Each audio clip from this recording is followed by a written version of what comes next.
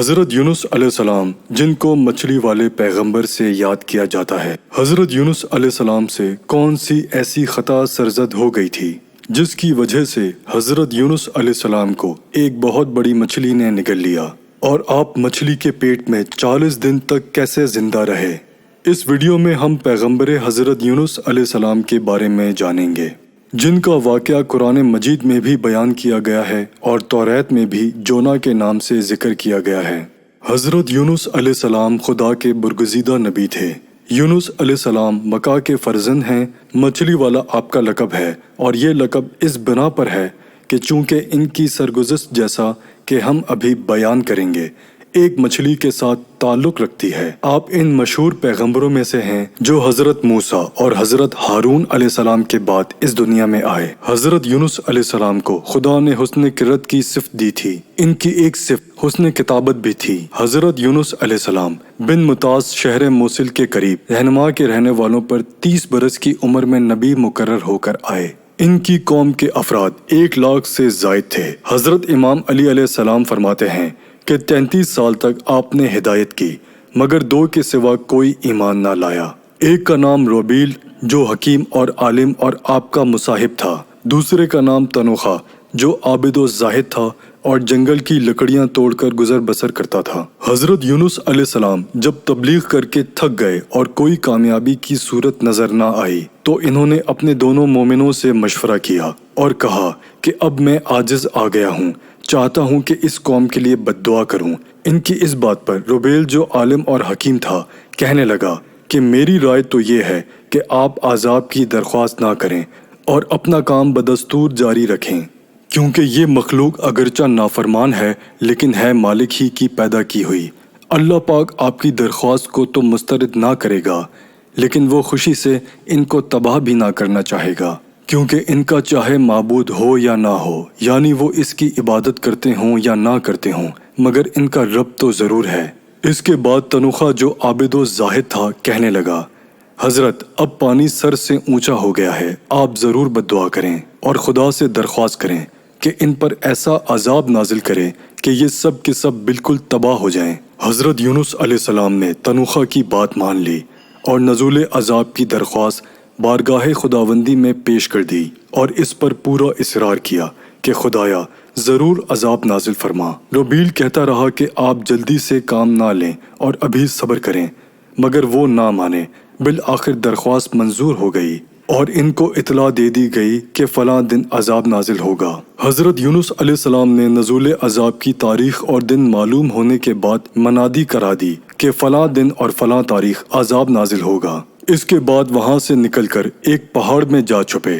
روانگی کے وقت انہوں نے دونوں سے کہا کہ میرے ہمراہ چلو۔ تنوخہ جس کے مشورے سے درخواست عذاب پیش کی گئی تھی وہ ہمراہ جانے کو تیار تھا، تو وہ ساتھ ہی روانہ ہو گیا، لیکن روبیل نے کہا کہ میں یہیں رہوں گا، چنانچہ وہ نہ گیا۔ حضرت یونس علیہ السلام جب منادی کرا کے روانہ ہو گئے اور ایک پہاڑی میں جا چھپے تو روبیل اپنے گھر سے نکلا اور ایک پہاڑ پر جا کر وہاں کھڑے ہو کر میری قوم آگاہ ہو کہ فلاں دن عذاب نازل ہوگا۔ حضرت یونس علیہ السلام نے جو کچھ فرمایا ہے وہ غلط نہیں ہے اور نہ نبی خدا غلط کہہ سکتے ہیں۔ سنو، میں لحاظ انسانیت تمہارا ہمدرد ہوں، میں نہیں چاہتا کہ تم عذاب میں مبتلا ہو کر تباہ و برباد ہو جاؤ۔ یہ سن کر لوگوں نے اس کی طرف رجوع کیا اور پوچھا کہ ہم کیا کریں؟ روبیل نے کہا کہ تم یہ کرو کہ سب سے پہلے خدا کی وحدانیت کا اقرار کرو، اس کے بعد حضرت یونس علیہ السلام کی نبوت پر ایمان لاؤ اور انہیں نبی برحق سمجھو۔ ان لوگوں نے ایسا ہی کیا۔ اس کے بعد روبیل نے کہا کہ اب یہ کرو کہ اپنے گھروں سے سروپا برہانہ جنگل کو نکل چلو، بچوں کو ماؤں اور بچڑوں کو گایوں سے جدا کر دو اور سب بھوکے پیاسے جنگل میں جا کر توبہ و استغفار کرو، گریہ وزاری کرو اور خدا سے دعا کرو کہ مالک ہم تیرے گنہگار بندے ہیں، ہم سے بہت بڑی خطا ہو گئی ہے، ہم نے تیری وحدانیت کو تسلیم نہ کیا تھا اور تیرے نبی کی نبوت کو نہ مانا تھا، مگر اے ہمارے پالنے والے، اب ہم نے توبہ کر لی ہے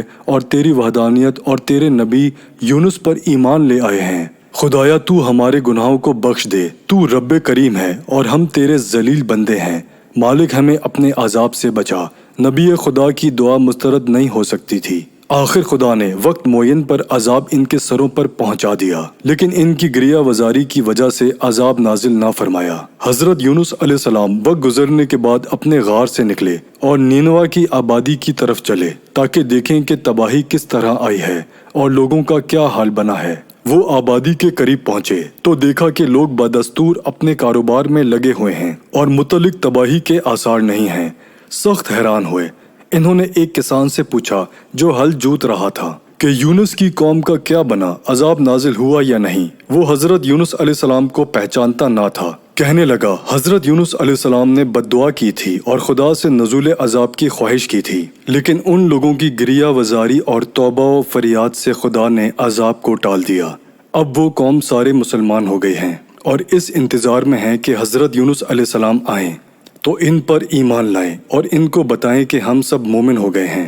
حضرت یونس علیہ السلام نے جب یہ سنا کہ عذاب کا نزول رک گیا ہے تو آپ یہ خیال کرتے ہوئے کہ میری قوم مجھے جھوٹا قرار دے گی، تاؤ میں آ کر انتہائی شرمندگی کے ساتھ شہر کی راہ چھوڑ کر دریا کی طرف چل پڑے جس کا نام دجلہ تھا، یہاں تک کہ اس کے قریب پہنچ گئے۔ وہاں پہنچ کر دیکھا کچھ لوگ ایک کشتی میں سوار ہو رہے ہیں۔ یہ ان کے قریب گئے، ان لوگوں نے ان کو بلا اجرت ہی کشتی میں بٹھا لیا۔ کشتی روانہ ہوئی، جب بستے دریا میں پہنچے تو طوفان آ گیا۔ خدا نے ایک بہت بڑی مچھلی کو حکم دے دیا کہ وہ یونس کا راستہ روک لے۔ وہ آگے آگے اور کشتی کو آگے بڑھنے نہ دیا، اور جب کشتی خطرے سے دوچار ہو گئی اور سب کو اس کے ڈوب جانے کا خطرہ ہوا تو ملاحوں نے کہا کہ ضرور اس میں کوئی ایسا شخص ہے یا ایسا غلام ہے جو اپنے مالک سے بھاگ کر آیا ہے، اس لیے کشتی آگے نہیں بڑھتی اور خطرے میں آ گئی ہے۔ وہ شخص جو ایسا ہو، اسے چاہیے کہ کشتی سے دریا میں چھلانگ لگا دے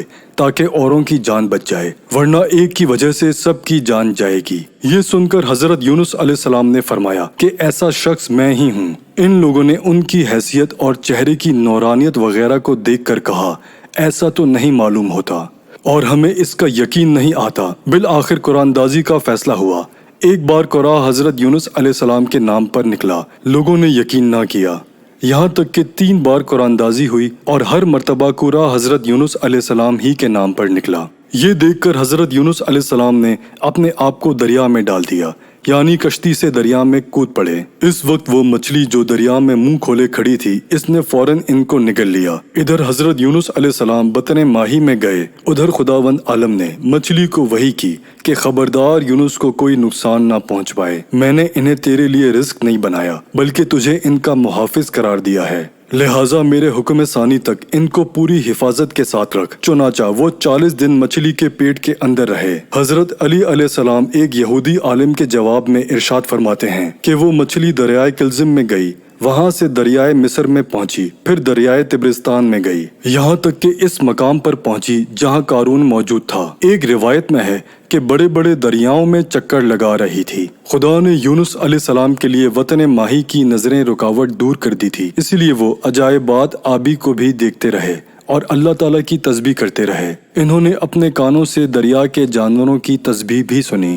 غرض یہ کہ وہ بطن ماہی میں یہ تسبیح پڑھتے رہے، لا الہ الا انت سبحانک انی کنت من الظالمین، یہاں تک کہ خداوند عالم نے مچھلی کو حکم دیا اور اس نے ان کو خشکی پر اگل دیا۔ قرآن مجید میں ارشاد ہوتا ہے کہ ہم نے اس کی دعا قبول کر لی اور اسے غم و اندھوں سے نجات دی، اور ہم ایمان والوں کو اسی طرح نجات دیا کرتے ہیں۔ اسی سلسلے میں ایک اور جگہ قرآن مجید میں ارشاد ہوتا ہے، اگر وہ تسبیح کرنے والوں میں سے نہ ہوتا تو یقیناً وہ قیامت کے دن تک مچھلی کے پیٹ میں ہی رہتا۔ حکم خدا سے مچھلی نے خشکی پر آ کر حضرت یونس علیہ السلام کو اگل دیا، چونکہ ان کے جسم کی کھال اتنے دن وطن ماہی میں رہنے کی وجہ سے بہت ہی نرم ہو گئی تھی اور اس حالت میں ہو گئی تھی کہ مکھی کے بیٹھنے اور دھوپ کے لگنے سے سخت اذیت کا اندیشہ تھا۔ اس لیے خداوند عالم نے ان کی حفاظت کے لیے کدو کا درخت اگا دیا، جس سے ان پر دھوپ بھی نہ پڑے اور مکھی بھی نہ بیٹھے۔ اس مقام پر قرآن مجید میں ارشاد ہوتا ہے،